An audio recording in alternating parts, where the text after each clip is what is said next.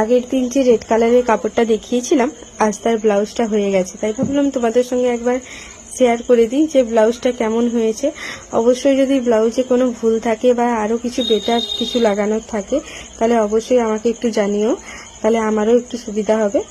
আর দেখো এই ব্লাউজটা হয়ে গেছে। ব্লাউজটা এক সাইডে যেহেতু পাড় ছিল তাই শুধু হাতাতে পাড় হয়েছে, কিন্তু পেছন সাইডে কোনো পাড় হয়নি। পেছনে দেখো, প্রথমে দেখাই গলাটা, পেছনে পিঠের দিকটা, পিঠের ডিজাইনটা ছিল পান পাতা ডিজাইন। দেখো দেখো তো পান পাতার মতো ডিজাইনটা হয়েছে কিনা। এই পান পাতা ডিজাইন বলেছিল, এবং সামনে যেমন ডাবল কাটুরি হয় সেই রকমই ডাবল কাটুরি, এবং হাতাটা বলেছিল ঘটি হাতা। আমি এই ঘটি হাতাটাই করেছি।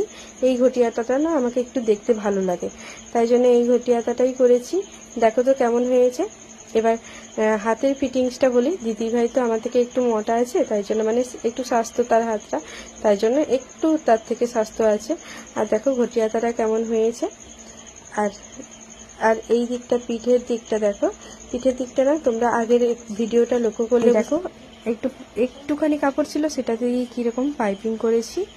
এই ইয়েলো কালারের পাইপিংটা দিতে না অনেকটা ব্লাউজটারও ডিজাইনটা বেশ ভালো লেগেছে, কারণ একদিকে পাড় ছিল না আর পিঠের দিকে কোনো পাড় ছিল না, সেই জন্য কেমন একটা লাগছিল। তারপরে এই পাইপিংটা বসিয়ে দিলাম। কেমন হয়েছে জানিও প্লিজ।